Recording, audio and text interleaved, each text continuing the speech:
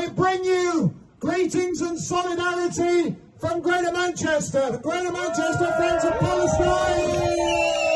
And we pay huge tribute to those of you locally who have kept these protests going, who keep protesting outside this factory over and over again, day in, day out, hour in, hour out. Thank you so much that we can keep coming in.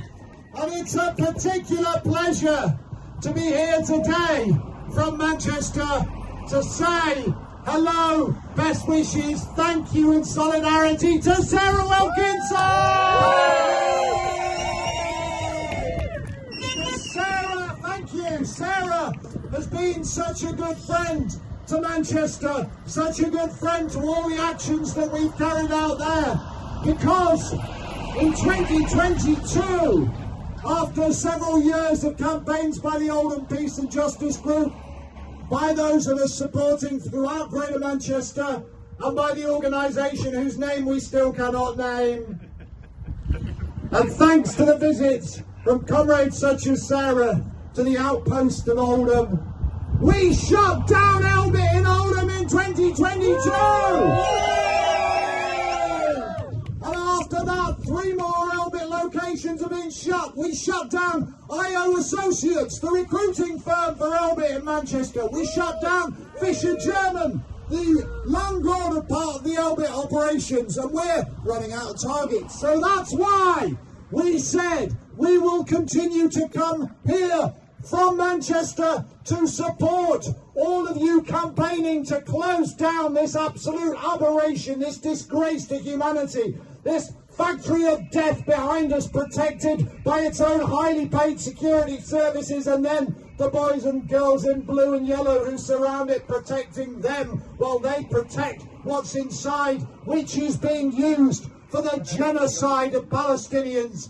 And let us condemn as loudly as we can our government, our politicians, our state, our local councils, all of the security industry, the arms firms. Let's condemn them for killing so many Palestinians in this last, not just 3 years, but in 78 years, since a Nakba, since the whole of the genocide in the West Bank and in Gaza. Let us condemn that as roundly as we can and keep saying we will keep coming here, support the campaign to shut down Shenstone's Elbit, to get Elbit out of Shenstone, to get Elbit out of this country and to get Elbit out of existence. Shut it down! Shut it down! Shut it down! Shut it down! Shut it down! Shut it down! Shut it down! Shut it down! So I was first here, along others, from Manchester in 2014, the first time that protesters from the then London Palestine Action, London Palestine Action, one whole phrase, not saying anything else, just be clear. London Palestine Action shut down this factory for a week in 2014 during the bombing that year. And they walked away with the charges dropped in court because Elbit did not want to come into court and reveal all its secrets, and they walked away.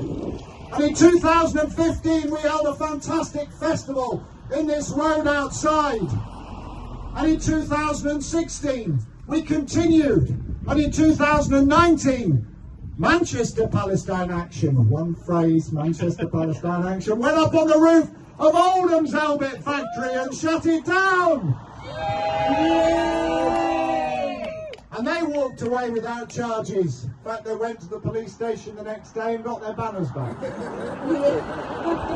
And in 2020, an organisation that I absolutely shan't name was here again. And we were here from Manchester supporting them as they occupied the top of this factory for another week. And we continue to support all of the direct action that is needed, because if our government will not end these contracts with these arms firms, if our government will not do what it could to stop this genocide in Israel, then we will have to do it, and we will do it, and we will occupy, and we will use whatever action we can until we have shut them all down, and until the arms factories from Israel are out of this country and stop existing in this way.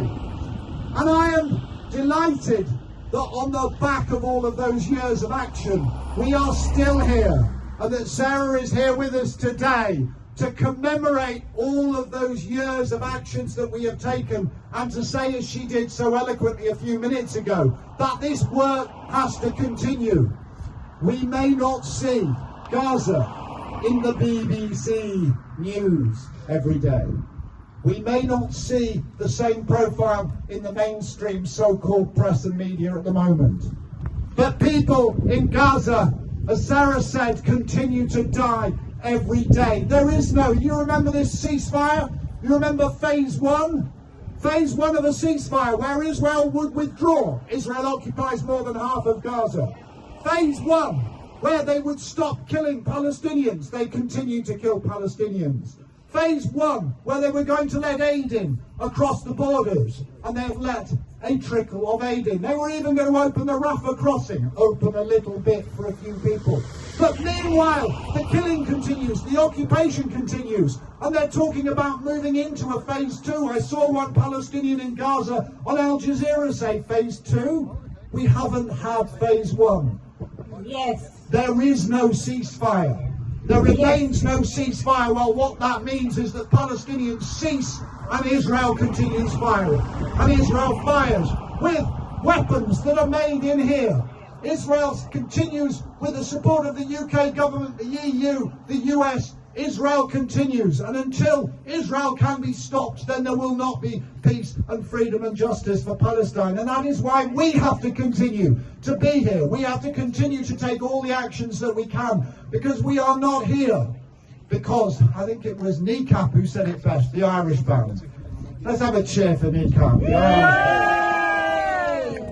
Because Kneecap said, and it's the same with Bob Villan, it's the same even with our own bank account in Greater Manchester Friends of Palestine, which has disgracefully been frozen by the state since the ban on the organisation we can't name, and it remains frozen. But the story is not about us. The story is not even about that organisation that has been banned.